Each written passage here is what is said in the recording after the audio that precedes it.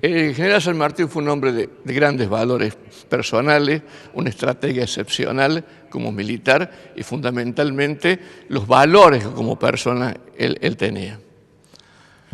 ¿Cuál fue su tarea política y militar? Bueno, es decir, como estratega fue brillante. Le doy un concepto o un ejemplo. En los grandes liceos militares del mundo hay una asignatura que se llama Estrategia Militar. En esa asignatura está el estudio del cruce de los Andes. Es más, en esos institutos militares se considera el cruce de los Andes como la mayor epopeya militar de la humanidad. Es decir, una cuestión que nos debe enorgullecer a los argentinos. Y políticamente fue un visionario, un hombre absolutamente íntegro, un hombre sencillo, como militar muy perspicaz, y un hombre muy sencillo y muy humilde. Es decir, por ejemplo, él estaba despojado de todo lo que es el ego. Por ejemplo, él tenía una definición de lo que es la soberbia. Y decía, la soberbia es una incapacidad que suele atacar a infelices humanos que de pronto se encuentran con una miserable cuota de poder. Y eso define absolutamente los valores sanmartinianos. Hay que investigar. Y lo hago en base a documentos, estrictamente a documentos. Y eso me llevó a tener la suerte de estar en Europa y constituirme en Boulogne-sur-Mer y encontrar la verdadera historia y la trascendencia de San Martín en Boulogne-sur-Mer. Él estuvo menos de 2 años en Boulogne-sur-Mer, pero no obstante un hombre carismático, un hombre muy culto, hablaba 4 idiomas, es decir, inglés, francés, italiano y castellano. Era concertista de guitarra. Era un hombre amplísimo, pero un hombre muy simple. Los historiadores a veces, bueno, cada uno, muchos son opinólogos, perdóneme, pero por eso es que yo me baso, trato de fundamentar en los documentos. Por ejemplo, hay un pequeño detalle. Cuando a nosotros, lamentablemente, los argentinos tenemos la visión de la historia del Villiquen, que es lo que... es más, yo he hecho estudios universitarios, es decir, diferentes etapas de estudio, y nunca me enseñaron la verdadera historia argentina. Por ejemplo, cuando yo llego a Boulogne-sur-Mer, a la casa donde él fallece, la primera sorpresa, me atiende el conservador, que es el encargado del mantenimiento y quien es el anfitrión de la casa, y me muestra el reloj, que no se detuvo. Me dice, ¿cómo? Porque a nosotros nos han enseñado que cuando fallece San Martín, por una cuestión casi mágica o esotérica, se detuvo el reloj. No, el reloj, en aquella época, agosto de 1850, cuando fallece San Martín, había una norma en Francia que decía que en donde fallecía una persona, el responsable de la casa debía detener el reloj para que cuando viniera la autoridad sanitaria certificara la hora del deceso. Esa es la realidad. No hay que edulcorarla, además San Martín no necesita ninguna que manejen de su entorno. No vino el arcángel San Gabriel y detuvo el reloj porque era San Martín. No ocurrió eso. La casa de San Martín, por ejemplo, el Estado argentino la compra 76 años después de que falleció el general. Y hubo que restaurarla, volverla a su estado exactamente como cuando él vivía ahí. Él vivió ahí 16 meses nada más. Y no era la casa de él alquilaba el segundo piso.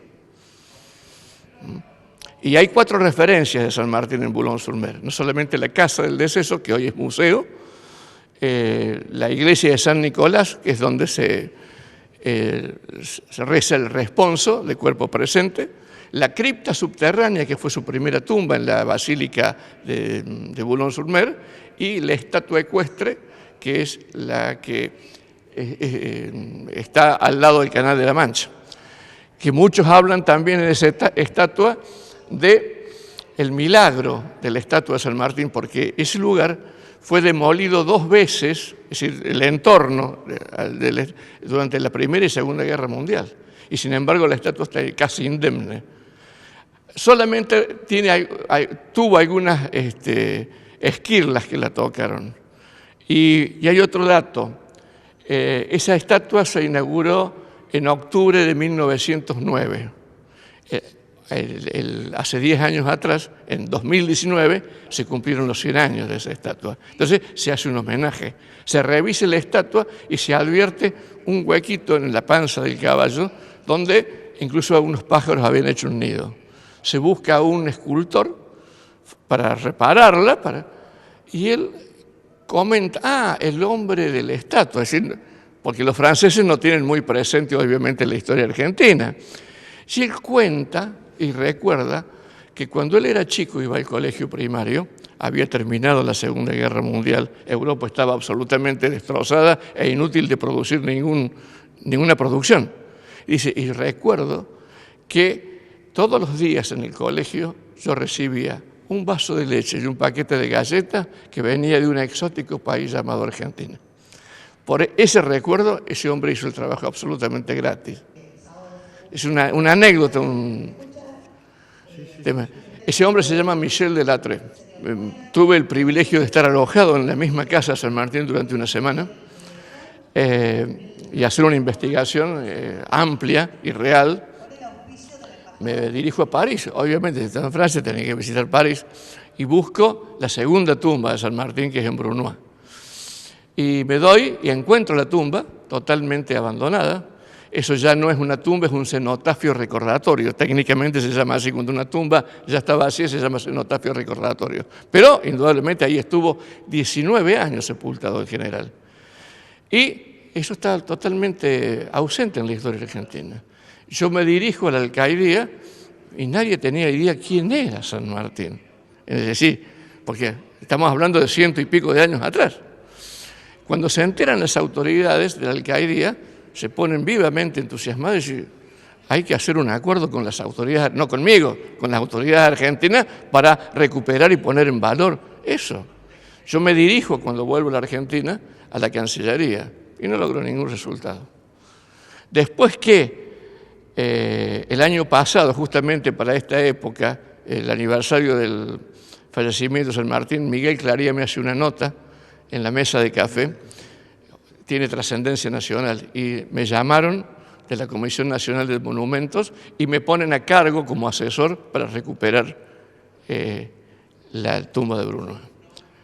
Es por supuesto, asesor ad honorem, ¿no? Ya lo creo. ¿Se pudo restaurar? ¿Se pudo poner en valor? Estamos en eso. Yo ya he conseguido los contactos con una fundación que es la que se hizo cargo de las propiedades que tenía la hija de San Martín, Mercedes San Martín de Balcarce, el Petit Chateau, que ellos vivían ahí. Y yo ya nos hemos puesto en contacto porque he podido demostrar con documentación de que el cuidado del panteón era como cargo. Ellos no lo sabían o no lo tenían en cuenta. Así que estamos en eso de restaurar y poner en valor ese monumento histórico.